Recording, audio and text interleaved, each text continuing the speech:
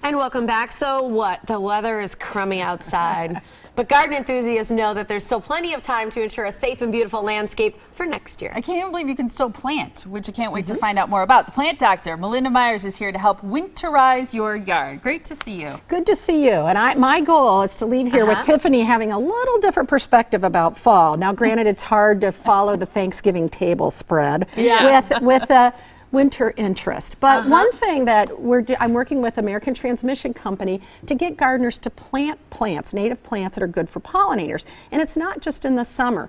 Milkweed, as many know, is a favorite food of monarch butterflies. Now, I brought one with the seeds intact, which you will find them probably as you walk out today. All over the studio. Yes.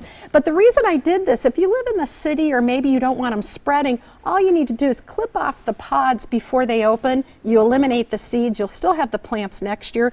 I have plenty of room, so I'm okay with it.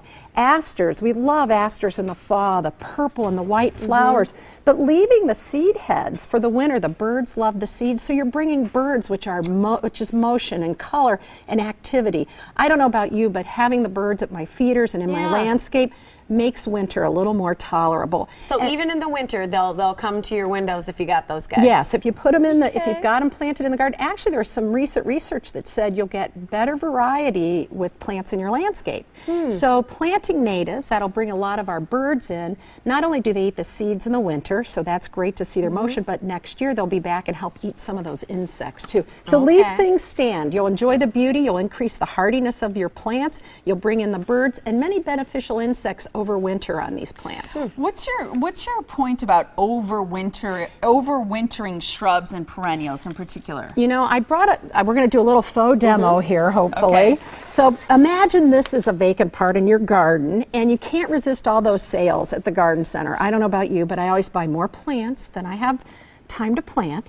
So these are goldenrods, great natives, good for beneficial insects. So I'm just going to use my hands because that's really a lot easier. I like it when you do that. Yeah, it's real. So all we want to do is we're just going to bury this pot in a vacant part of our garden. And the reason being is that's going to insulate the roots. We're going to cover plastic it. and everything. Oh. Yes, and because then next spring we'll plant these, but we want to insulate the roots because that'll prevent the roots from freezing. In a small pot like this, there's not a lot of insulation. We leave this sitting out, guess what? Those roots are going to freeze, the plant will die.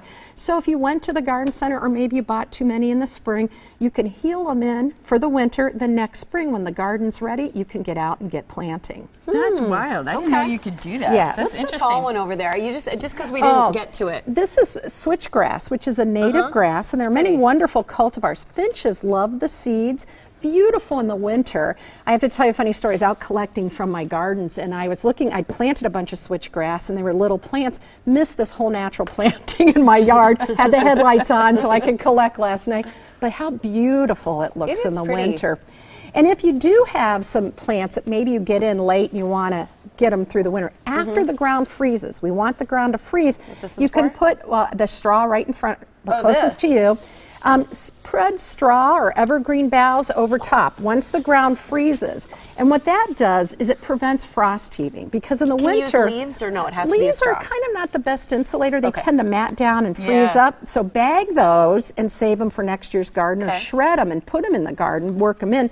But straw or evergreen branches create a nice insulation barrier. So once the ground freezes, we want to keep it frozen because if it freezes and thaws, what happens is the soil shifts and can push the plants out of the ground. Running out of time, I want to make sure we get to this Grow Smart campaign to talk about identifying the low-growing, beautiful native vegetation that you've talked about, and also the downloadable guide that's available. You bet. You know, we all love plants, and American Transmission Company and I have teamed up to encourage people to grow low. The arborists don't want to come out and mutilate your trees, but we all know what happens when a tree falls on a power line.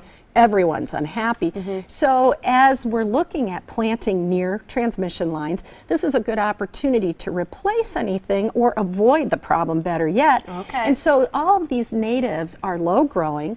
If they have to come in and do any repair work, they really recover much faster than some of our cultivated plants. So if they have to come in and do any work on the lines, that will recover. Plus, we're creating habitat, which is disappearing for our birds and butterflies and many of our good insects.